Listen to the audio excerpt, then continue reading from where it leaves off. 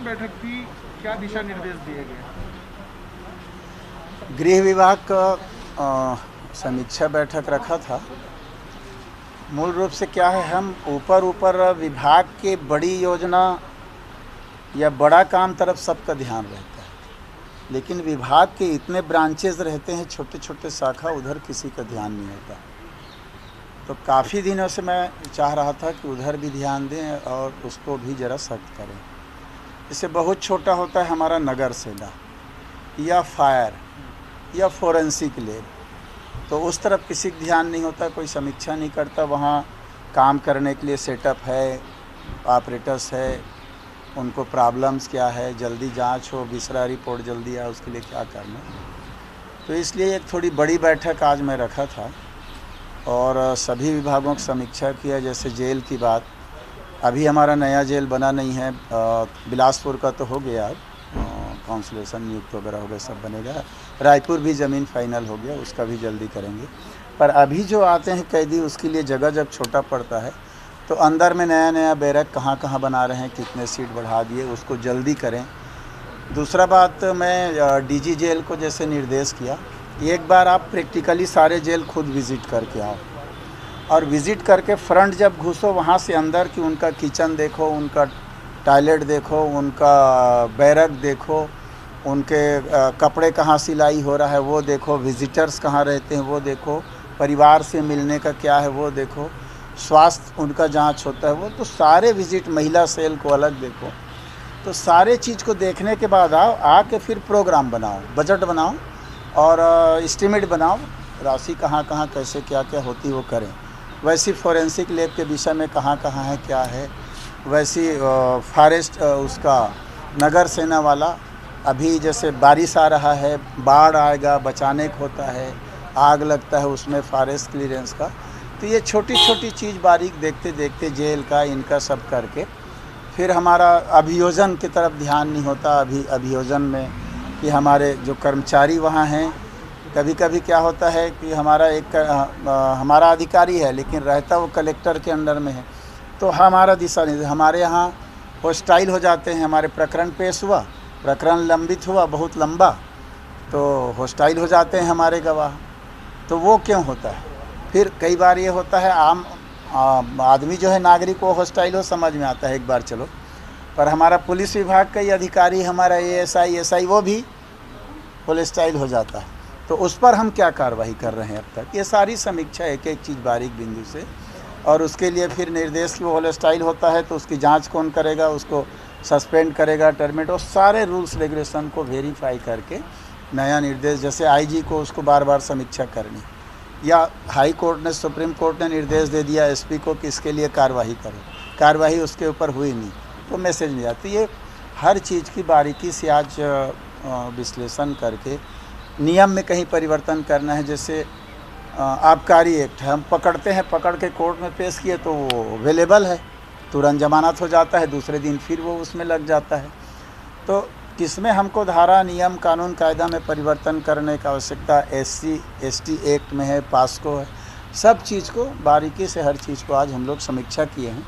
और इसके बाद हम लोग पूरी तैयारी करके माननीय मुख्यमंत्री जी को मैं समय लूँगा, उनके सामने पूरा प्रेजेंटेशन करके जो अनुमति हमको लेना पड़ेगा हमारे काम को और सक्रिय करने के लिए, इसके लिए मैं उनसे टाइम लेकर के चाहूँगा कि उनसे पूरी बात अपने विभाग की रख लें, जहाँ हमको प्रॉब्लम जाता है, जहाँ संशोधन की ज़रूरत है, जहाँ बदलाव की ज़रूरत है, वो करें, ताकि हमारा पुलिस विभाग का काम जितना हम लोग इस 1.5 साल में माननीय भूपेश बघेल जी के मुख्यमंत्री बनने के बाद, सरकार आने के बाद बारीकी से किया है, कुछ उपलब्धियां हासिल की हैं, वो और अच्छा हो, तेज़ गति से हो। ऐसा पुलिस विभाग के, गृह विभाग का भी पूरा एक एक चीज़ की सब समीक्षा आज किया गया। ये सब इंस्पेक्टर भर्ती को लेकर कोई चर्चा हुई क्या, जो लगातार पेंडिंग है? सब इंस्पेक्टर भर्ती को लेकर की भी चर्चा हुई कि वो पेंडिंग क्यों है। तो वो पुराने सरकार के जो नियम थे, उसमें जो नियम में परिवर्तन करके GAD को भेजे थे, वो GAD में पेंडिंग। तो आज निर्देश किया उसके विषय में, हमारा 2 अधिकारी को मैं डिप्यूट किया हूँ, कल GAD जाएंगे। वो क्यों, औचित्य उन्होंने पूछा है कि क्यों, तो औचित्य लिख करके DG ने भेज दिया। पर हो सकता है उनके नज़र में नहीं आया हो, तो कल 2 अधिकारी को डिप्यूट कर दिया गया, आज कर दिया हूँ, कल जाएंगे जीएडी में फाइल निकाल के देखेंगे, उनको बता देंगे कि ये औचित्य है, ये सरकार का आदेश है, इसके तहत किया, तो वो फिर तत्काल जल्दी से जल्दी करके उसको शुरू करेंगे। ये नक्सल इलाकों में जो अधिकारी जाते हैं, टॉप लेवल के अधिकारी रुकते नहीं हैं रात को, उसको लेकर भी कुछ नहीं, बराबर रुकने के आदेश हो गए हैं, जो जा रहे हैं अब रुक रहे हैं।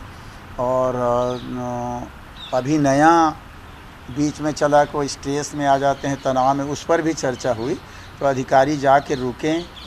और उनके मूल एक बात आ रहा है वहाँ परिवार लेके अगर वो रहें तो ज़्यादा अच्छा हो, ऐसा एक ये भी बात आ रहा है। स्पंदन कार्यक्रम नया चालू किया गया है, उसके अंतर्गत उनके स्वास्थ्य की जांच, योगा की बात और उनका टीवी वगैरह की व्यवस्था, मनोरंजन की, खेल की व्यवस्था की बात, जो वो लोग चाहते हैं खाली समय में वो हम लोग उनको मुहैया कराएं ताकि वो इस प्रकार से ना हो, ऐसा उसमें कोशिश करें। ये कोरोना संकट को देखते हुए 30% जो खर्च में कटौती करना है, क्या उसका असर विभाग में दिखेगा? आप लोग क्या क्या कटौती कर रहे हैं? नहीं, पुलिस विभाग में किसी भी प्रकार की कटौती नहीं होगी। पुलिस विभाग में चूँकि कोई आयोजन या सभा नहीं होता, जैसे अन्य विभाग हैं तो उसमें आयोजन होता है, सभा होता है, बड़े बड़े, तो हमारे गृह विभाग में ना कोई उस प्रकार का आयोजन होता, ना कोई सभा सम्मेलन होता, इसलिए यहाँ कटौती वाली बात नहीं है।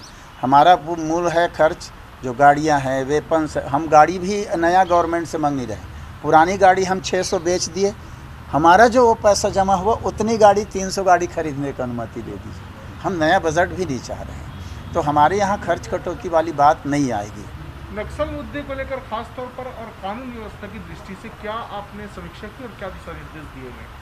देखिए, नक्सल मूवमेंट एक कॉन्फिडेंशियल चीज़ है, इसलिए उसके विषय में जो भी समीक्षा होती है, निर्देश देते हैं, वो तो मैं यहाँ पे चर्चा नहीं करूँगा, लेकिन माननीय मुख्यमंत्री जी भी उस पर गहन कर रहे हैं और लगातार आवश्यकता अनुसार, समय अनुसार उस पर चर्चाएँ होती रहती हैं। केंद्र से भी जितने चीज़ों की आवश्यकता होती है, शेयर करने की बात होती है, इंटेलिजेंस ब्यूरो IBC भी जो मैसेज आता है, कोशिश हम लोग कर रहे हैं कि उस पर सख्ती से लागू हो, पारदर्शिता हो और अच्छा काम हो। अभी हाल ही में लॉ एंड ऑर्डर की स्थिति और पुलिस पर कई आरोप भी लगे, पुलिस की स्थिति अभी कुछ देखने को मिली, जैसे कुछ मारपीट के मामले आए और कुछ और शिकायतें भी आई, तो इन सब मामलों को लेकर विभाग कितना गंभीर है और उस पर किस तरीके की कार्रवाई? निर्देश भी दिए हैं आपको? देखिए, इस पर मैं कहना चाहूँगा कि सख्त निर्देश दिए हैं और 1 या 2 घटना के अलावा पूरे लॉकडाउन पीरियड में कहें या कोरोना जिस दिन मार्च में लगभग जिस दिन लॉकडाउन शुरू हुआ उसके बाद से अब तक सबसे ज़्यादा दिमागी रूप से परेशान होने वाला काम पुलिस विभाग कर रहा है। बहुत बड़ा काम स्वास्थ्य विभाग कर रहा है, उस पर मैं तुलना नहीं कर रहा हूँ, लेकिन वो एक अस्पताल में रह के ट्रीटमेंट कर रहा है, लेकिन हमारा फोर्स 24 घंटे चौक में है, स्टेट बॉर्डर में है, डिस्ट्रिक्ट बॉर्डर में है, चारों तरफ से। तो उसके बावजूद जब मैं देखा 1 महीने के बाद कि थोड़ा तनाव में आने लगे हैं, तो मैंने अपने अधिकारियों को निर्देश किया कि आप लोग दौरे में जाते हो, जाओ चौक में खड़े हो जाओ, खड़े हो के उनको ठीक ड्यूटी दे रहे हो कि नहीं, कितने बजे से हो और सीधा खड़े रहो, ये मत बोलो। उनसे ये पूछो कि आप अपने घर में बात किए कि नहीं, आपके परिवार ठीक है कि नहीं, आपके बच्चे ठीक है कि नहीं, ये उनसे चर्चा करो, तो उनको स्ट्रेस भी नहीं होगा और वो दूनी उत्साह से काम भी करेंगे। तो थोड़ा सा हम लोगों ने कार्य संस्कृति में बदलाव किया, उसके कारण पूरा पुलिस महकमा पूरा लॉकडाउन पीरियड में कहीं नहीं आई। एक आपका उरला वाले घटना को ले मारपीट का, तो और मैं समझता हूँ इस प्रकार की बात नहीं है, बल्कि हमारा पुलिस विभाग अपने काम से अलग हट के मानवीय संवेदना वाला भी काम किया है। हंस के, गा के, सुविधा दे के, पहुँचा के, उठा के, माने सेवा वाला काम जो NGO का होता है वो काम भी पुलिस विभाग ने किया है। तो मैं समझता हूँ कि काफ़ी अच्छा इस संकट की घड़ी में पुलिस विभाग ने अपनी उपस्थिति दर्ज की है। ये बेमेतरक एक मामले में सर, आपने एक नाबालिग बच्ची का जो मामला था उसमें आपने निर्देश भी जारी किया अधिकारियों के, और बहुत जल्दी उसमें ब्लाइंड केस मामले में रिजल्ट आया है। किस तरह आप निर्देश जारी किया था आपने, और चूँकि अपने आप में अचीवमेंट भी है कि तुरंत केस को सॉल्व करना, आगे किस तरह से आप इसको और अप्रिशिएट करेंगे? तुरंत तो एकदम नहीं कहूँगा, क्योंकि एक दिन बाद शायद कमेंट्स होना शुरू हो गया था उसमें कि विधायक मंत्री के बेटी बेटा होना ज़रूरी है करके, लेकिन ऐसा नहीं है। हम लोग विधायक की बेटी या बेटा होगा तो उसके साथ घटना होगा तभी ध्यान देंगे, ऐसा नहीं है। हमारे लिए सभी सरकार में है तो छत्तीसगढ़ की हर जनता हमारा बेटी बेटा है और हमारा परिवार है। इसलिए एसपी से आईजी डीआईजी से तत्काल मैंने बात किया।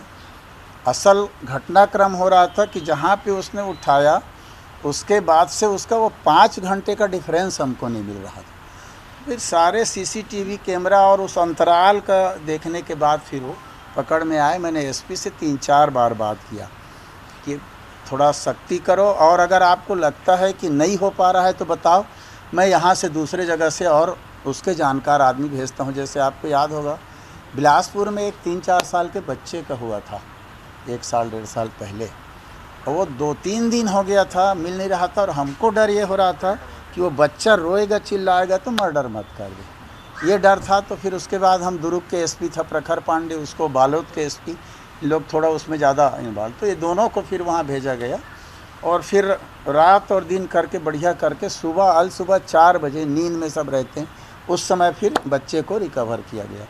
तो कोशिश मैं उनको एसपी को बोला कि अगर और आपको कोई चीज़ की ज़रूरत है, वेपन्स की ज़रूरत, मशीन की ज़रूरत या आदमी की ज़रूरत, तो मैं और भिजवा देता हूँ। पर उन लोगों ने सॉर्ट आउट किया और मिल गया जल्दी से। अच्छी बात रही कि उसको कवर कर लिया। एक हाउसिंग कॉरपोरेशन में कई मामले अभी भी पेंडिंग हैं और खासकर नक्सल प्रभावित क्षेत्र में जो थाने बनने थे 2018 से वो भी पेंडिंग है। 200 करोड़ से ज़्यादा की राशि उस पर स्वीकृत हो चुकी थी। तो क्या इन मामलों को लेकर भी जल्द से जल्द वो राशि जो है वो लैप्स ना हो या फिर उस जगह पर थाने बन जाए, इसके लिए आपको कहीं राशि लैप्स नहीं कर रहे हैं। कुछ हमारे नक्सल मूवमेंट में केंद्र का पैसा और हमारा राज्यांश होता है 60-40 का, तो उसमें कहीं पर भी हम लोग रोक नहीं रहे हैं। उन सबको बनाने का वो अभी उसको भी मंगवाया था पूरी जानकारी कि कितने थाने चौकी खुल रहे हैं, उसमें हमारे राज्य के बजट का कितना है। तो पहले वहाँ का अपन पूरा कर दें, नक्सल मूवमेंट या बस्तर अंचल या मानपुर मोहला या कवर्धा छिल्पी के इधर वाला जो हमारा बेल्ट है जहाँ जहाँ नक्सली सक्रिय है वहाँ का पहले कर दें। उसके लिए वहाँ अधिकारी कर्मचारियों की उपस्थिति के लिए पुलिस भर्ती के लिए सब चीज़ को, तो उसमें कोई लैप्स नहीं कर रहे हैं, उसको हो जाएगा। अब लगभग 90 से ज़्यादा जो ब्लॉक हैं वो कंटेनमेंट जोन बन चुके हैं और आगे भी स्थिति जो है उसमें ब्लॉकों की संख्या बढ़ रही है। ऐसे में स्वास्थ्य के साथ साथ पुलिस विभाग की भी चुनौतियां बढ़ रही हैं, तो किस तरह से काम होगा आने वाले समय? देखिए, जब से सबसे ज़्यादा स्वास्थ्य विभाग का काम है। अब हमारा जो काम है वो तो बाहर का एक प्रकार से सुरक्षा व्यवस्था करना, लोगों को सावधान करना वहाँ तक है, लेकिन स्वास्थ्य विभाग जांच करता है खुद। संक्रमित तो पुलिस विभाग भी हो जा रहा है और वो भी हो रहा है, तो कोशिश पूरा कर रहे हैं। मेन है, मुख्य है उसमें कि जांच अधिक हो और सही जानकारी उसके बिहाफ में आ जाए जांच ज़्यादा होने के बाद, तो उसका ट्रीटमेंट हो। पूरी तैयारी है, मेहनत कर रहे हैं पूरा, क्योंकि ऐसा अपेक्षित तो था कि प्रवासी मजदूर आने के बाद ये बढ़ेगा, लेकिन हम लोग असावधानी कर रहे हैं, उसके कारण ज़्यादा बढ़ रहा है। तो इसलिए लोगों से अपेक्षा कर ही रहे हैं कि आप लोग सावधानी बरतें। जितना ज़्यादा सावधानी बरतेंगे लोग उतना ज़्यादा ये कम होगा, फैलाव नहीं होगा। एक आखिरी सवाल की है कि आप पुलिस आंदोलन की मांगों को जो है आप लोग बार बार गौर तो करते हैं, लेकिन होमगार्ड जो है 10-12 साल से उपेक्षित है, उनकी जो सैलरी है बहुत ज़्यादा संतोषजनक नहीं है। नहीं, पिछले बार इस बजट के पहले उनका जो था उसमें बढ़ाया गया था, और इस साल अब कोरोना के कारण तो अभी चर्चा अपन नहीं कर पाएंगे, लेकिन कोशिश करेंगे उनका भी मानदेय में वृद्धि हो। CWC की बैठक हुई, आप शामिल भी हुए, तो क्या आज सुबह हमारी राष्ट्रीय अध्यक्ष आदरणीय सोनिया गांधी जी CWC की बैठक ली। 3 मुद्दे थे प्रमुख रूप से। पहला मुद्दा था कोरोना, कोविड-19। उससे कोविड-19 जब शुरू हुआ, राहुल जी जनवरी-फरवरी में इंगित कर दिए थे कि ये बड़ा फैलाव होगा, इस पर सावधानी की ज़रूरत, पर केंद्र सरकार ने संज्ञान में उसमें नहीं लिया, और लिया तो अचानक कर दिया, जिसमें हड़बड़ी हो गई, नोट बंद वाले जैसा। अगर ये भी कह देते कि ये संभावना बन सकता है, इसलिए आप लोग तैयार रहिए, जाइए, तो 8-10 दिन का टाइम, तो इस प्रकार की हड़बड़ी भी नहीं होती। फैलने के बाद वापस आए तो और ज़्यादा फैला। उस समय अगर 5 कोरोना पेशेंट थे और वो आ जाते तो 5 से 10 होते, अब वहाँ 500 हो गया, 5000 हो गया, तब आए तो 5000 से वो फैल नहीं है। तो एक ये उसके ऊपर जितने आर्थिक व्यवस्था गड़बड़ हुआ, लोग स्ट्रेस में आए, बहुत सारी जितने उससे संबंधित बातें थीं उस पर चर्चा हुआ। दूसरा बिंदु था चीन और भारत की जो बात थी। यही लोग हैं, जब हमारी कांग्रेस की सरकार थी तो पाकिस्तान से एक बात हुआ था, हमारे सैनिक के एक सिर काट के ले गया था। तो इन लोग बोले थे कि हमारी सरकार अगर होती तो हम घुस कर मारते और एक के बदले 10 सिर काट के लाते और फुटबॉल खेलते। ये बातें आई थी और आज वही लोग हैं सरकार में। तो चीन बॉर्डर के पर अभी जो चल रहा है उस पर भी बात हुई। और तीसरा पेट्रोल डीजल की बढ़ती महंगाई पर बात हुई। 3 मेन बात थी, बाकी और छोटी छोटी बात थी। यही लोग थे, जब हमारी सरकार थी तो 1 रुपया बढ़ता था तो पूरा चक्का जाम घेराव, भारत बंद की बात करते।